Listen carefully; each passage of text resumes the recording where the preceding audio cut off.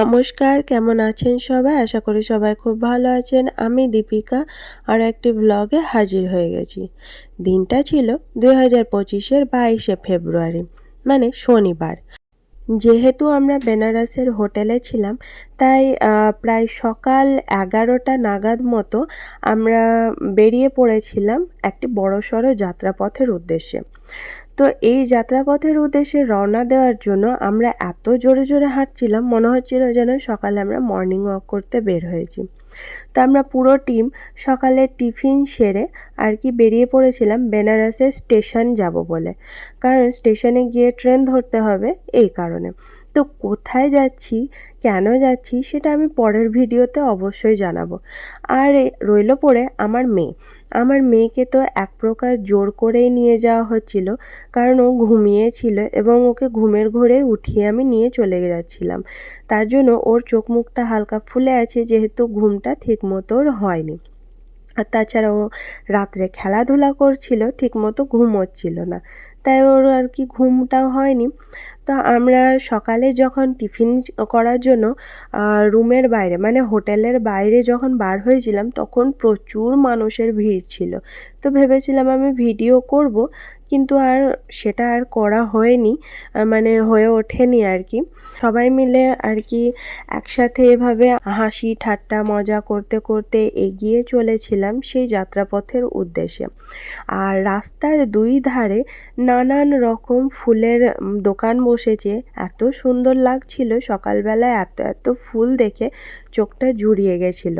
তো আমার বিশেষ করে বাচ্চা নিয়ে বড়সড় ট্যুরে কোথাও যাইনি, মানে ছোটোখাটো জায়গায় হয়তো ঘুরতে গেছি, কিন্তু এত বড় ট্যুর কখনো বাচ্চা নিয়ে করা হয়নি। এই প্রথমবার বাচ্চা নিয়ে গেছিলাম। তো ওর জন্য এক্সট্রা আমাকে খাবার দাবার আর কি আলাদা করে ব্যাগে নিয়ে যেতে হতো। তো তার জন্য কোনো সমস্যা হয়নি। আর তাছাড়া আমাদের টিমে যে ভাই দাদারা ছিলেন, তারা খুব হেল্প করেছিল মানে আমার মেয়েকে নেওয়ার জন্য। তো ইনি হলেন সুশান্ত দা, মানে আমার বরের বন্ধু। প্রথমে তো আমার মেয়ে ওর কোলে যাচ্ছিলই না, পরে কিন্তু গেছিল আর কি, চেনা পরিচিত একটু হয়েছিল তাই। তো আমরা কিছুটা হাঁটতে হাঁটতে আমি আর আমার বোন একটু ক্লান্ত হয়ে পড়েছিলাম, যার জন্য একটা রিক্সা ভাড়া করে নিয়েছিলাম এবং আমি আমার মেয়েকে নিয়ে সেই রিক্সায় উঠে পড়েছিলাম। তাছাড়া আমার বোনও ছিল। তো সেখানে মানে বয়স্ক ব্যক্তিকে দেখে খুব খারাপ লাগছিল যে উনি আমাদের দুই বোনকে আর কি রিক্সায় করে টানতে অসমর্থ পারছিলেন না, ওনাকে খুব পরিশ্রম করতে হচ্ছিল। তা আমি ওনাকে বারবার বলছিলাম যে আপনি এভাবে পারছেন না, আমরা নেমে যাই, আমরা হেঁটে চলে যাব, কোনো সমস্যা হবে না। তো উনি বলছিলেন পেটের দায়ে সব পারবো, কোনো অসুবিধা নেই আমার, তোমরা বসে থাকো। তো ওনাকে দেখে যেহেতু একটু কষ্ট হচ্ছিল, খারাপও লাগছিল, তাই আমরা কিন্তু স্টেশন পর্যন্ত পৌঁছাতে পারিনি।